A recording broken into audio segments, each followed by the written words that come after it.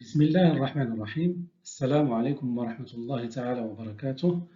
Bonjour à tous et bienvenue à mon chemin vers l'analyse. Mon chemin vers l'analyse est une série de vidéos qui vous présente des astuces et des recettes en analyse qui sont faciles à comprendre, à mémoriser et à appliquer. Ces astuces sont accompagnées d'exercices d'application bien expliqués et de difficultés variées.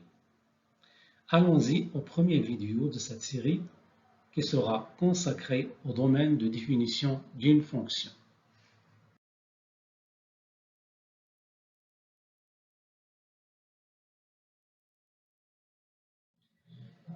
On va commencer par un exemple très simple. Prenons la fonction f de x égale à moins 2x plus 3. Pour calculer f de 0, il suffit tout simplement de remplacer x par 0 dans l'expression de la fonction, c'est-à-dire ici moins 2x plus 3, ce qui donne moins 2 multiplié par 0 plus 3 qui est égal à 3. On dit que 3 est l'image de 0 par f. En appliquant cette méthode, on peut donc calculer, par exemple, f de moins 1, c'est moins 2 qui multiplié par moins 1 plus 3, ça fait 2 plus 3, qui donne 5. F de moins racine de 2, qui est égal à moins 2 multiplié par moins racine de 2 plus 3, qui est égal à 2 racines de 2 plus 3. F de 1 demi égale à moins 2 multiplié par 1 demi plus 3, c'est moins 1 plus 3 égale à 2. Nous remarquons que pour cette fonction, on peut toujours calculer l'image f de x, quelle que soit la valeur du nombre réel x. En effet, f de x égale à moins 2x plus 3.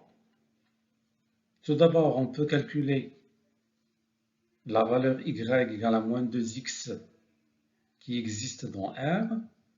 La multiplication de deux nombres réels est possible. Ensuite, on peut additionner la valeur 3 à y, ce qui donne f de x. Donc, on peut dire que pour tout x dans R, f de x existe dans R. Prenons un deuxième exemple.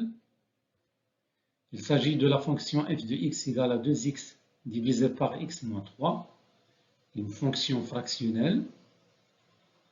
Pour cette fonction, on peut calculer f de 0, c'est 2 multiplié par 0 divisé par 0 moins 3, c'est 0 moins 3, c'est 0.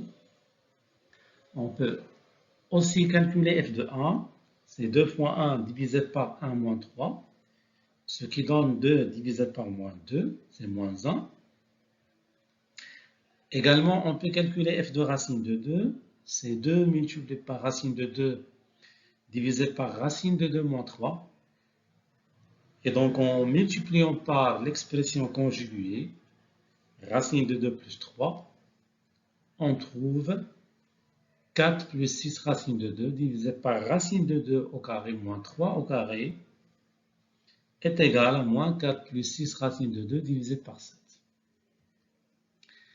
Alors maintenant, si nous essayons de calculer f de 3, on aura f de 3 égale à 2 fois 3 sur 3 moins 3, qui donne 6 sur 0. Alors, cette expression n'est pas calculable dans R.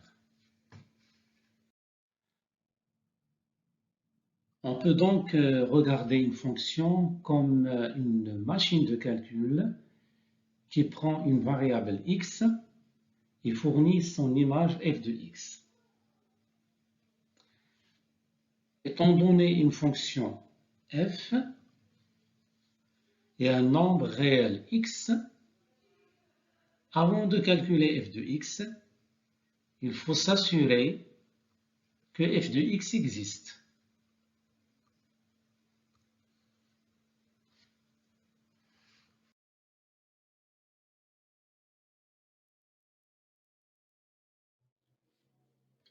On analyse le point de départ et l'étude de la question d'existence de l'image f de x pour un nombre réel x donné.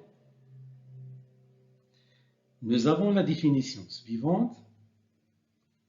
Étant donné une fonction f, une fonction réelle à variable réelle, c'est-à-dire une application d'un sous-ensemble I de R vers un sous-ensemble J de R, on appelle domaine de définition de f et qu'on le note D indice f, D de f, le sous-ensemble des points réels x appartenant à I, l'ensemble de départ, pour lesquels l'image f de x existe dans J, l'ensemble d'arrivée.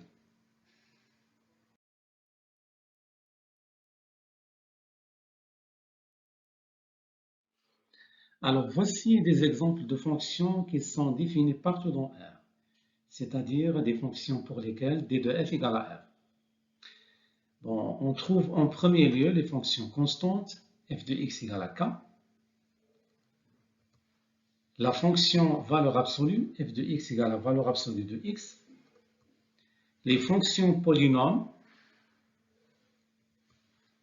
les fonctions trigonométriques cosinus et sinus, la fonction partie entière, f de x égale à partie entière de x. Alors rappelons que la partie entière de x, c'est le plus grand entier relatif inférieur ou égal à x. Par exemple, la partie entière de 5,25 c'est 5 et la partie entière de moins 6,37 c'est moins 7. Voici 5 règles essentielles pour déterminer correctement le domaine de définition d'une fonction. Ces règles concernent les opérations algébriques sur les fonctions, à savoir la somme, le produit, l'inverse et le quotient. Commençons par la première règle. Si h égale à lambda fois f, où lambda est une constante réelle, alors le domaine de définition de h est égal au domaine de définition de f. C'est-à-dire, si on multiplie une fonction par une constante, le domaine de définition ne change pas. Voici un exemple. f de x égale à 2x plus 1. Bon, nous avons df égale à r. Et prenons la fonction h de x égale à 3 fois f de x. 6x plus 3. Alors, domaine de h, c'est domaine de f, c'est R.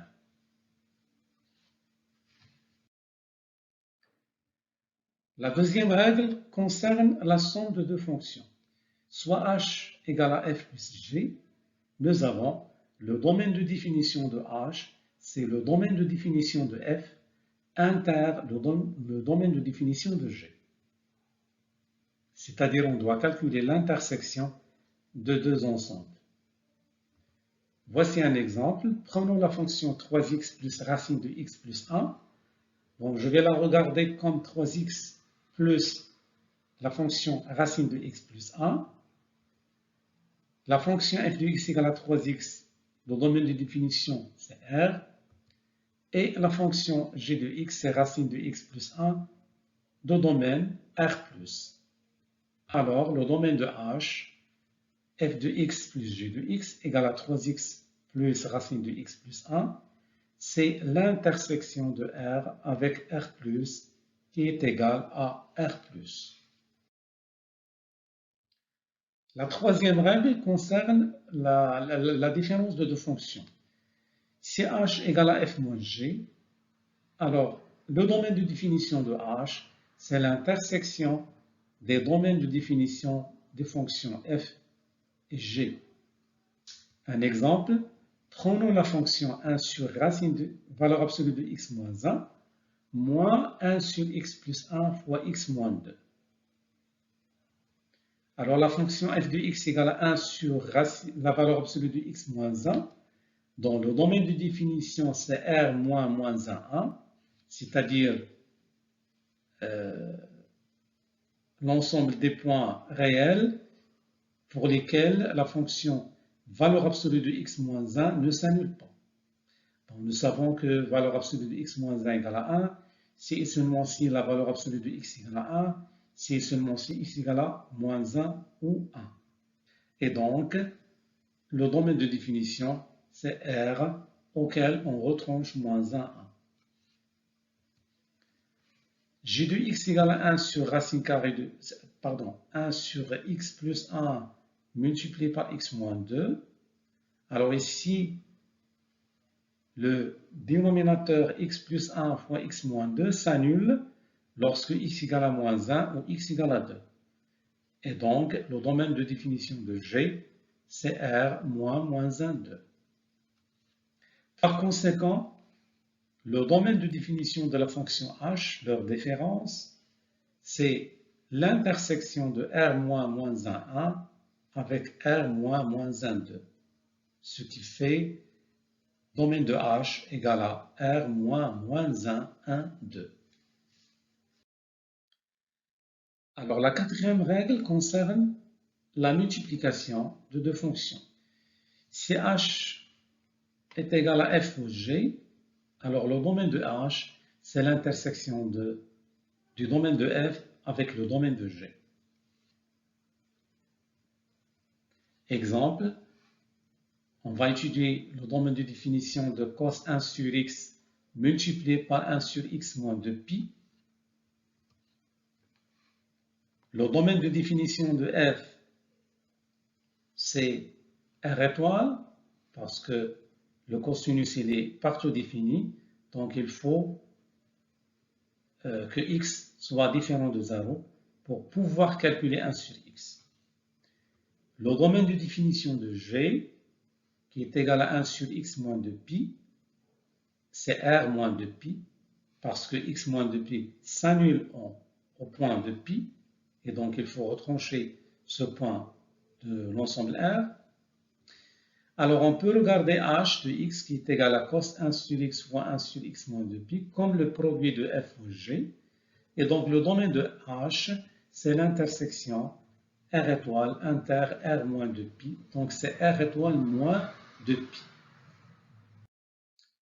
Alors maintenant la règle de l'inverse. Si h égale à 1 sur f, alors le domaine de h, c'est le domaine de f. Donc, tout d'abord, on doit pouvoir calculer f de x inter l'ensemble x appartenant à R tel que f de x différent de 0. Donc on doit tout d'abord chercher les points x pour lesquels on peut calculer f. Donc il faut calculer d de f. Puis il faut faire l'intersection de df avec cet ensemble, c'est-à-dire l'ensemble des points réels x pour lesquels f de x est différent de 0. Bon, normalement, on résout l'équation f de x égale à 0, d'accord? Puis, on va retrancher des points solution de df. Alors, voici un exemple, 1 sur cos de 1 sur x. Bon, on peut regarder que cette fonction est l'inverse de la fonction f avec f de x égale à cos 1 sur x. On a déjà calculé le domaine de définition de cos 1 sur x, c'est R étoile.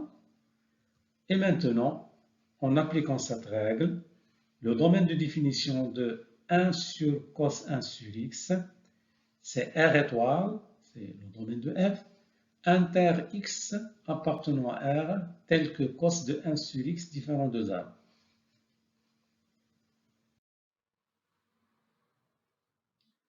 Alors maintenant, cos 1 sur x est égal à 0, si et seulement si 1 sur x égale à pi demi plus kpi, avec un certain k appartenant à z. Et donc, cos 1 sur x égale à 0, si et seulement si x égale à 1 sur pi demi plus kpi, c'est-à-dire 2 divisé par 2k plus 1 pi, avec k appartenant à z. Et donc, d de h, le domaine de définition de h, c'est R étoile inter x appartenant à R tel que x différent de 2 sur 2k plus 1 pi, k appartenant à z. Ce qui donne cet ensemble, c'est l'ensemble x des réels non nuls différents de 2 sur 2k plus 1 pi avec k appartenant à z. Alors la sixième règle, qui concerne le quotient de deux fonctions, si h est égal à f sur g, alors le domaine de définition de h, c'est le domaine de définition de f, inter le domaine de définition de g, inter l'ensemble x des points réels pour lesquels g de x ne s'annule pas. Bon, normalement, on doit pouvoir calculer f, donc d'où df. Ensuite, on doit pouvoir calculer g de x. Donc, on doit avoir d de f inter d de g. Et en plus, on doit avoir g de x différent de 0. Alors, voici un exemple. Je prends la fonction cos 1 sur x divisé par sinus de x. C'est, bon, ici, f de x, c'est cos 1 sur x. Et g de x, c'est sinus de x. Bon, nous avons le domaine de définition de f, cos 1 sur x, c'est R étoile. Le domaine de définition de g de x, sinus de x, c'est R. Et donc, le domaine de définition de f de x sur g de x, c'est R étoile, inter R, inter l'ensemble x appartenant à R tel que sinus de x différent de 0. Donc, pour déterminer ce troisième ensemble, tout d'abord, on doit résoudre l'équation sinus de x égale à 0. Donc, nous avons sinus de x égale à 0 si seulement si 2x égale à 4pi pour un certain k appartenant à z, si et seulement si x égale à 4pi sur 2 avec un k appartenant à z. Donc, dh, c'est R inter R étoile, qui donne R étoile, inter x appartenant à R tel que x est différent de kpi sur 2 avec un k appartenant à z, que l'on peut écrire x appartenant à R étoile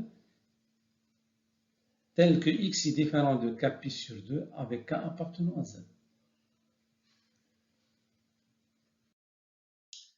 Alors, pour terminer, on peut remarquer que pour le calcul de df, on a besoin des outils, notamment la résolution des équations, la résolution des inéquations et les opérations algébriques sur des ensembles, et notamment l'intersection et la réunion.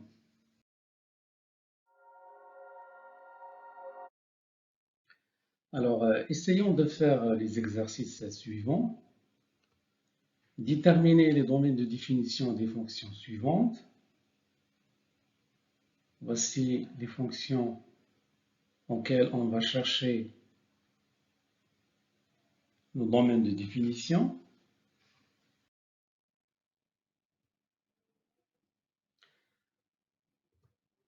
Alors, la fonction f de x égale à 1 sur x moins 1 plus 1 sur x plus 2. Bon, nous voyons que la fonction est la somme de deux fonctions, et donc on peut appliquer la règle de la somme. On peut dire que f est définie lorsque la fonction 1 sur x moins 1 est définie et la fonction 1 sur x plus 1 également définie. Et donc, le domaine de définition de f, c'est l'ensemble des points réels x tels que x moins 1 différent de 0 et x plus 2 différent de 0. On applique ici la règle de la somme et la règle de l'inverse.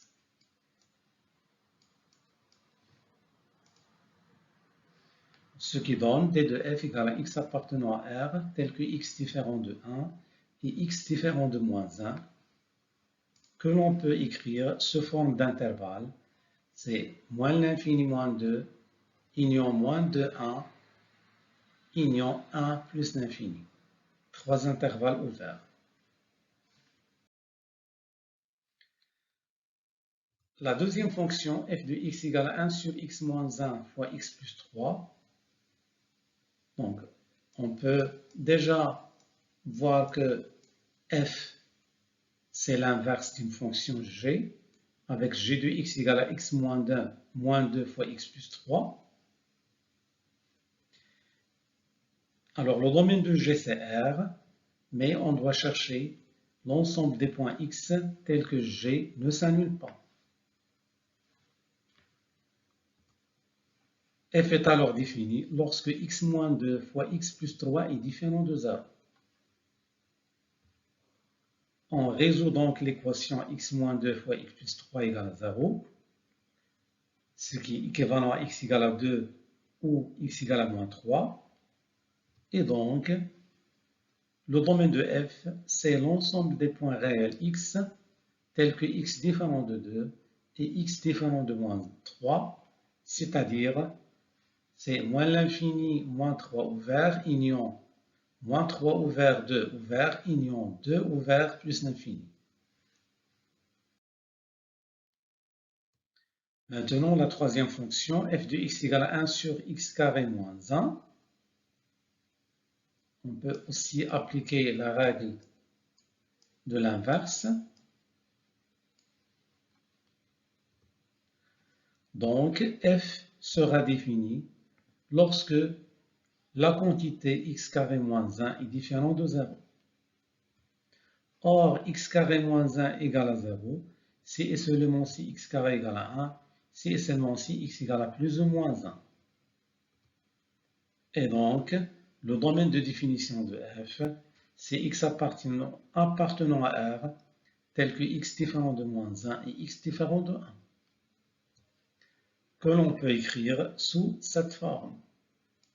L'intervalle ouvert moins l'infini moins 1, union l'intervalle ouvert moins 1, 1, union l'intervalle ouvert 1 plus l'infini. La fonction f de x égale à 2x plus 1 divisé par x carré moins 2x plus 1. Bon, ici on peut dire que f c'est le quotient de deux fonctions. Bon, la fonction 2x plus 1 elle est définie dans R. Et la fonction x carré moins 2x plus 1, elle aussi définie dans R. Mais comme il s'agit d'une fraction, alors le domaine de définition de f, c'est R inter l'ensemble x tel que x carré moins 2x plus 1 ne s'annule pas, c'est-à-dire différent de 0.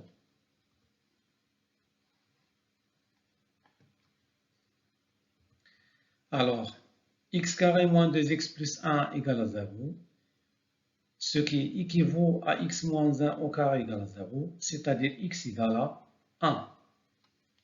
Et donc, le domaine de définition de f, c'est l'ensemble x appartenant à R, tel que x différent de 1, que l'on peut écrire comme réunion de deux intervalles ouverts, moins l'infini 1, union 1 plus l'infini. La cinquième fonction f de x égale à x carré plus 2x plus 1, divisé par x plus 1. Bon, ici, on va appliquer la règle du quotient. X carré plus 2x plus 1, il est défini sur R. C'est un polynôme. Donc, la même chose, x plus 1, il est défini sur R. Et donc f sera défini lorsque x plus 1, le dénominateur est différent de 0, c'est-à-dire x plus 1 différent de 0. Donc, domaine de f, c'est x appartenant à R tel que x différent de moins 1, que l'on peut écrire sous la forme de la réunion de deux intervalles ouverts, moins l'infini moins 1, union moins 1 plus l'infini.